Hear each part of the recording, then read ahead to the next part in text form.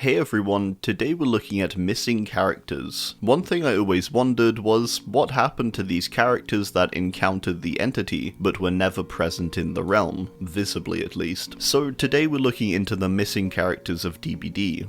It's worth looking into these characters too, as characters like Blight and Haddie were originally hinted at during the lore, so who knows if these characters could also come someday. Julian is a character we meet within Michaela's lore, and is a friend and roommate of Michaela. Julian plays a pretty important part in Michaela's story. To set the scene, Michaela's been having a bit of a strange time. After being accepted into a Halloween story writing competition, she begins to experience strange nightmares. She would wake up and appeared to dream about being dragged into the basement and thrown onto a hook. A dream of the entity's realm, it seems. As the dreams continue, she eventually asks Julian to watch her while she sleeps and also record anything unusual. This same night, Michaela begins to float in bed. He tries to wake her but fails. As he begins to call an ambulance, the entity appears to attack, blasting through the bathroom door, the power cutting out as Michaela attempts to block it in. The entity then retreats, the lights return, and Julian recorded the sounds of the event, and later uploads them online. After work, Michaela returns home to find Julian is gone. As she leaves, a cry is let out in the bathroom, which she doesn't hear. This is a really eerie bit of text, and suggests that the entity is actively holding him in the bathroom as Michaela enters, with it also mentioning the door to have been repaired, or appear as though nothing had happened. As Michaela walks away, a shadow follows her to her car,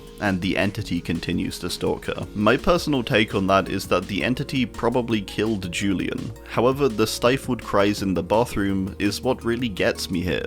If the entity wanted to take Julian or get rid of him, why not just fog him up into the realm? It's an odd situation. It makes me think he had to have been bound or captured by something other than large spidery fangs. Potentially a group like the Black Veil could have come and captured him after finding the sounds online. It just seems very strange to me. Of course, in the realm, Julian is nowhere to be found, and to me this suggests he either never came here, or the entity took him and released him right into the void. After all, someone recording sounds of the entity definitely exposes it, and makes it more plausible for people to believe Michaela and Julian's otherwise wild claims. I see three options in Julian's case. 1, the entity killed him. 2, the entity took him, and he's either in the void or lost in the fog somewhere. 3, he was captured by the Black Veil, who located his recordings online. Elodie and Felix's parents we can roll together into one, as they all disappear in the same instance. Felix and Elodie's parents would have yearly meetings on Dire Island, the same location as the Blight's disappearance. On this island, meetings for the Imperiatti were held. The Imperiatti appears to be some kind of group trying to find and destroy the entity, having access to magical tools to defeat it. The names of Felix's parents were Janos and Ursula,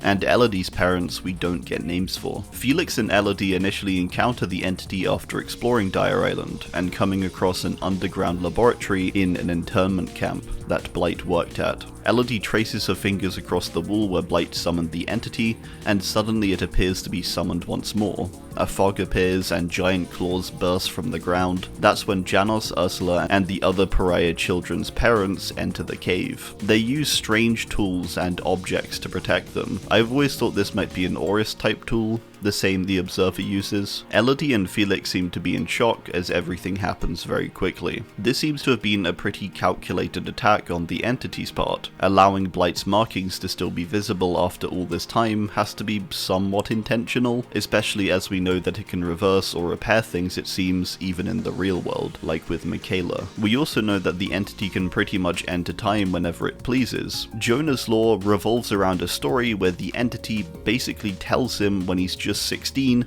when and where he's going to be taken. It's pretty creepy. Therefore, knowing that both Elodie and Felix would be there, using them to both destroy the Imperiatti, but also prepare them later to be good candidates for the realm, is pretty sinister. Now, as the Imperiatti were working against the entity, I basically see no good outcome when it comes to their parents. I think they were probably killed, and it was covered up, or the entity threw a fog over them and placed them into the void. After all, it doesn't have to be subtle here. It's facing down a group who already believe it's real and have decent means to harm it potentially, so its natural response is going to be wiping them out, with little care for bystanders, as it has nothing to hide among these people. There is a chance still, however, that they are alive. At the end of Felix's lore, he sees his father within the fog, which is what prompts him to enter. Granted, this is almost definitely the entity manipulating him, but there's still a chance. Next, I want to look at the Lighthouse visitors, a strange recurring story in the lore. The story of these characters begins in Yuichi's lore, when he connects with other researchers. He discovers a similar story to that of the AZHYMOVS disappearances. Near a lighthouse in Scotland, 4 vloggers had disappeared. With further research, Yuichi discovers that a film crew disappeared 70 years earlier at the same lighthouse. The theory being that there was some kind of darkness in the water, almost like a siren,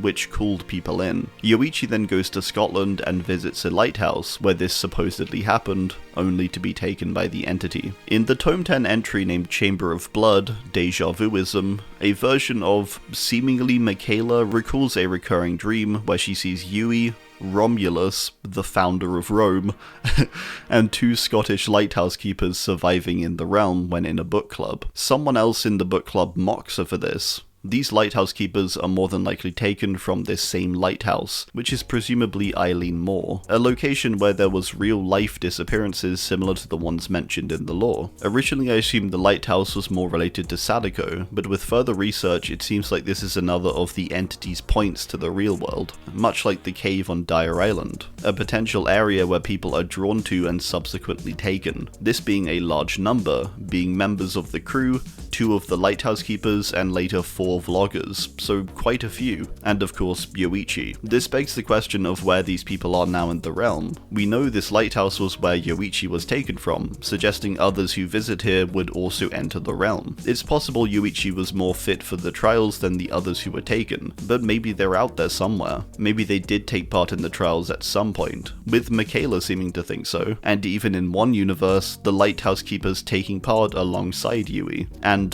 the first Roman emperor, for some reason. Next up, I want to look over the Stampers, which starts with Otto. Otto Stamper was the leader of the Fold, the cult that lived in the Garden of Joy, and was eventually overcome and consumed by the Dredge due to suppressing their collective dark thoughts. Otto then went on to become the mentor of the Doctor, Herman Carter, and seemed to oversee him at the Larry's Memorial Institute. Over the years, the Doctor seems to become less obedient and eventually turns on Stamper, killing him, the staff, and patients of Larry's. So the question here isn't necessarily about Stamper himself. The answer here is that he's dead. The mystery is more to do with the Stamper's legacy. In Nicolas Cage's lore, we learn of a mysterious character named Pauline Stamper. We can only assume this is a relative of Otto, potentially a daughter, potentially a cousin, who knows. Regardless, Pauline is aware of the entity, the realm, and of the Blight, and even how Blight got into the realm on Dire Island. She then recruits Nicolas Cage, takes him to Dire Island, and has him reenact how Blight was taken, whilst acting as Blight, for a quote-unquote film. This roleplay results in the entity actually being summoned. From the way this event is described, it makes it possible that Pauline and her quote-unquote film crew